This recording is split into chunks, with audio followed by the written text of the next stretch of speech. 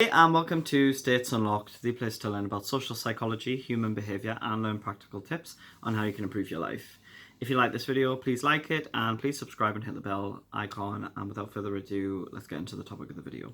So this is all about toxic parents. Parents that we just do not get along with, parents that we have difficult times with. Some of us don't have those parents, and some of us do. And this video was inspired by someone I know, actually, who was telling me that she has had a very difficult relationship with her mother for years, and her mother has recently been in touch after like a long hiatus of them not speaking, and she just doesn't know how to integrate her mother back into her life again. And it's really causing her a lot of distress because on the one hand she wants this relationship with her mother, but on the other hand, when she's tried to get it before, it's caused her pain. So there's this split inside of her, and she doesn't know which side to listen to. And she was asking me for advice and just telling me that it's causing her a lot of pain. Now, the first thing I want to say, if you're going through a situation like this, just like her, is that it's perfectly understandable that you would feel pain, and not just a bit of pain, a hell of a lot of pain, because our mothers are, well, this and our fathers, but particularly our mothers, we are inextricably bonded with them in utero, because I mean we grow in their stomachs for 9 months. I mean, it's a crazy thing if you actually really think about it, and this creates a hell of a lot of attachment, and the part of our brain that basically gets attached to human beings is wounded, and so it can become very difficult to establish trust, and there can be a lot of mistrust as a result of this crucial, critical relationship being damaged in some kind of way. So that's the first thing to acknowledge, that there's nothing wrong with you if you have things like symptoms as a result of this kind of dynamic. And the reason I'm pointing that out is because while you might have maladaptive coping patterns, this is all normal for the stimulus you were given. You know, if you didn't have your needs met or anything like that, I mean, you know, people talk about mental illness all the time, and mental illness is a thing, but also it's not as if I'd say most cases, it isn't just like there's something fundamentally defective about you. It's that actually everything's an adaptation to the environment around us. So in terms of what happened with her, I basically told her to look up dialectical behavior therapy, DBT skills, because this dichotomous thinking of, oh, you know, she's either all good or she's all bad, which one do I go with? It can be really difficult, because basically the brain, she was telling me, you know, she's very mistrustful when her mother's nice, because when her mother's horrible, that's the mother she knows. She doesn't know this nice person, so she's very mistrustful of the nice aspect too. And again, by making room for both realities to exist, that someone can be good and bad, which is what DBT talks about. It talks about two ideas, opposing ideas, often existing in the same space, existing at the same time. By being able to make room for that, you can think, okay, well, maybe she's just being nice because she's in a nice mood and she has this aspect to her, instead of someone being all good or all bad. And this type of black and white thinking is extremely common. It's something I've dealt with in my life. I probably still do at various times in my life, you know. I think everyone does. But I think it's really important to try to hold space for the idea of two things being true at the same time. Another DBT skill which is really helpful is wise mind. So I'm just going to talk a little bit about the brain now, and how if you've had a difficult childhood, or if you've had difficult relationships with your parents in particular, how this can affect the brain. So any traumatic experience affect the brain, does affect the brain. Well, actually, let me rephrase that. It can affect the brain. Let me go back to it can affect the brain, because it all depends on how we interpret information. So let's say someone was abused, or they were treated badly by their father or their mother. In this case, the hippocampus is part of the brain which assigns meaning to things. Okay, it assigns meaning to the events in our lives, because actually most things don't have an inherent meaning, but we attribute the meaning onto it, we tack the meaning onto it. So let's say your mother was very unloving, very cold. She didn't treat you the way you deserve to be treated. So in your little girl or little boy mind, when you're 5 years old or whatever age, you decide, okay, people can't be trusted. When I'm vulnerable with people, it gets rejected, or I'm met with coldness, or I'm humiliated, or whatever the experience was for you, and whatever the story was for you. So you go forward into your life with this narrative playing, okay? And so whenever there's a similar event to the original trigger, the original thing that where you formed this belief system from, you go into the hippocampus. So the hippocampus is like a filing system, okay? So it basically is like, let's say you were neglected a lot as a child, so you were constantly ignored, and you were made to feel terrible and made to feel worthless, and actually it was intentional. It might not have been intentional, but in this case, for this example, let's say, yeah, it was intentional, or at least that's the interpretation you made. This is for sure on purpose. Then later on, 10 years later, 20 years later, it doesn't matter, someone else ignores you. Now, you are going to go into your hippocampus, and this will be unconscious, right? None of this is a conscious process, and the idea is to make it a conscious process as much as we can. But you're going to go into the hippocampus, right? And your brain's going to be like, where have I been treated like that before? Da, da, da, da, da. Okay, ignore file under I. So basically, you're going to be like, okay, this person, so my caregiver was doing it for this reason, this reason, this reason. So then you tack that meaning onto this new situation. Now, this is the problem with doing that. And this is so critical to understand. And I'm not trying to say I fully get it. I'm in the process of getting it myself, okay? But this is what is so important to understand about it. The meanings we give things can be wrong, okay? Our brains can, kind of steer us off course or lead us up, diagonally, or it can basically screw us over, because our brain's constantly trying to protect us, okay? So when it does that, basically, when there's a potential stressor, the brain filtrates it through this process. So it goes through the hippocampus, which makes a meaning. So if the meaning isn't too threatening, it then goes to the prefrontal cortex, which is at the front of the brain.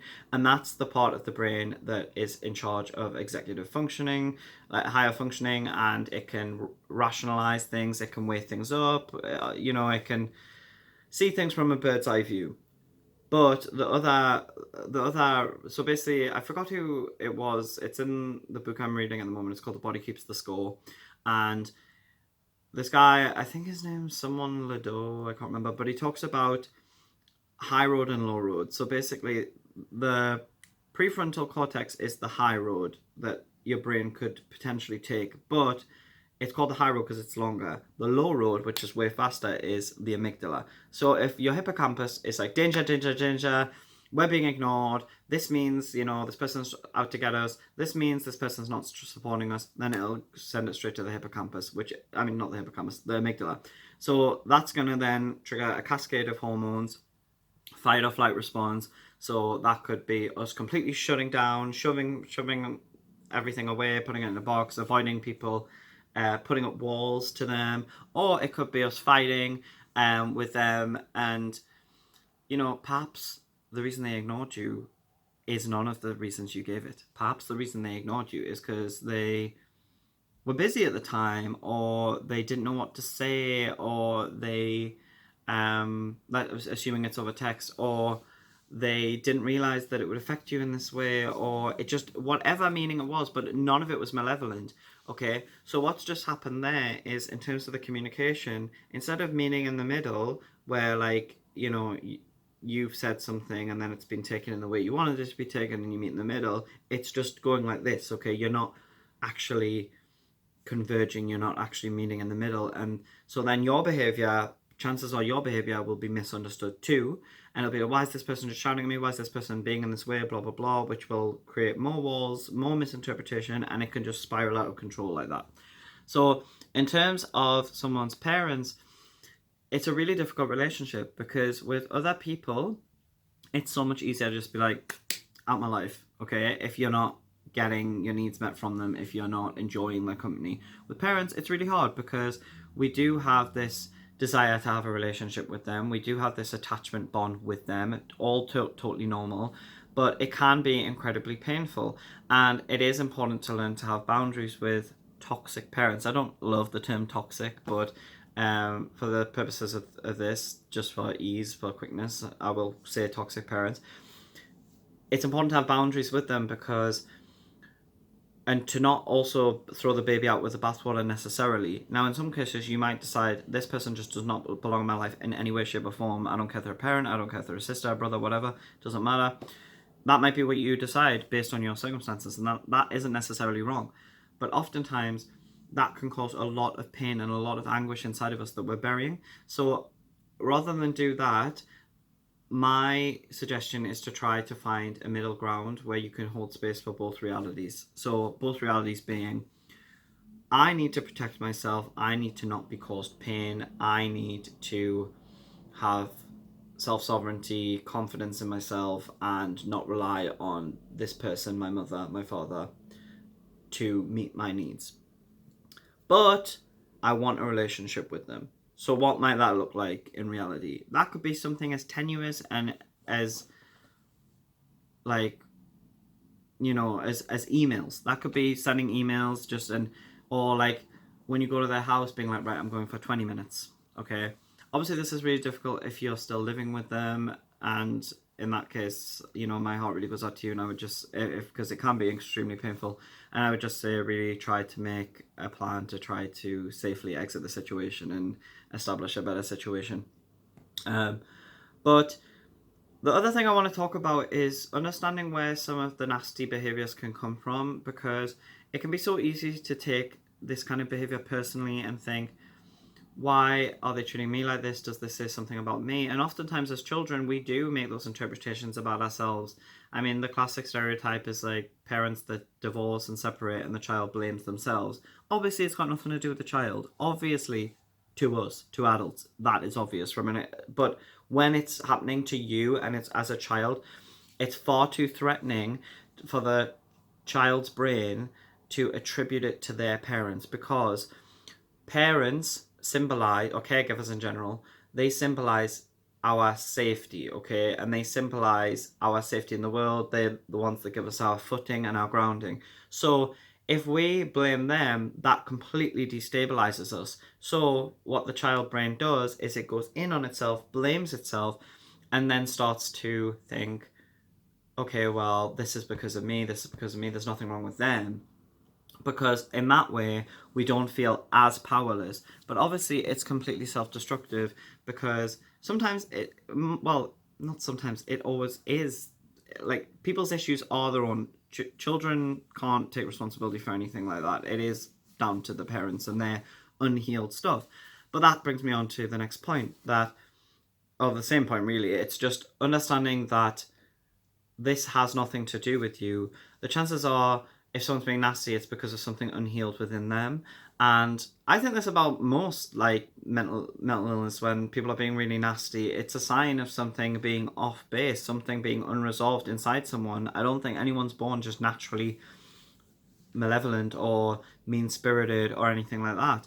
I think these are adaptations to difficult events, to trauma, and a lot of people don't deal with their trauma. You know, I'm starting to realize how many people are walking around with trauma, and I think it's a hell of a lot of people.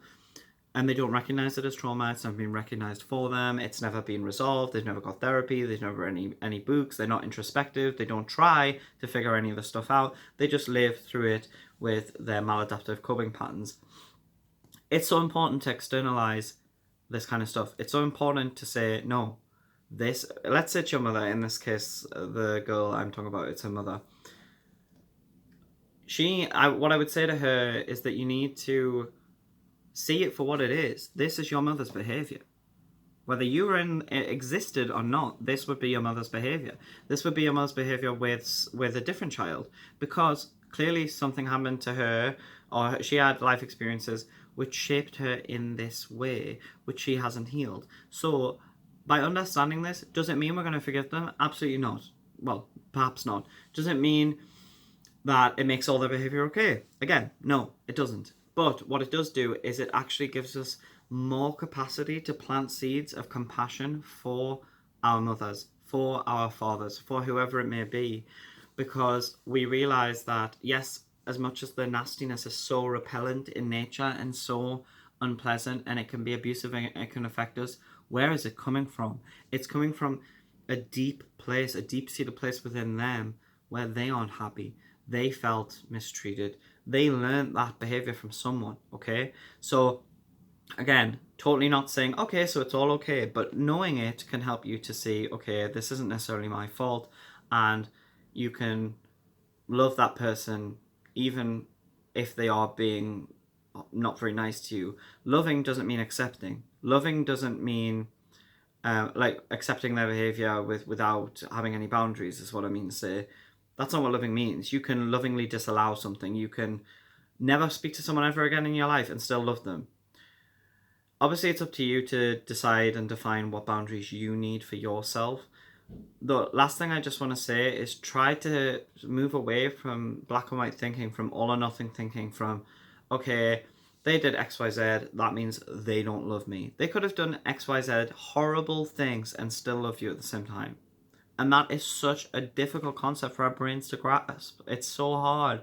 You know, I struggle with this too. I think most people do struggle with this. But the meaning we're giving things is really, it's really influencing our experience of life. Okay, so that's all I'm going to say on that. I think I've spoken enough for this video. I would love to hear your thoughts on the topic. If you have any questions, I'm wanting to make more videos in this style, this Q&A style. So please ask any questions you want to do with psychology or any dilemmas you might be having, and I'll do my best to make a video on it. And I am so grateful for you watching. I really appreciate it, especially if you made it this far. I really appreciate it. And it would be great if you could subscribe and ring the bell icon so you get all the notifications whenever I upload a new video. And yeah, if you can share it with anyone that you think might benefit from it, and all that good stuff, all that plugging stuff, that's great. So yeah, thanks again, and at this point I'm just rambling, so I'll catch you on the flip side. Ciao for now.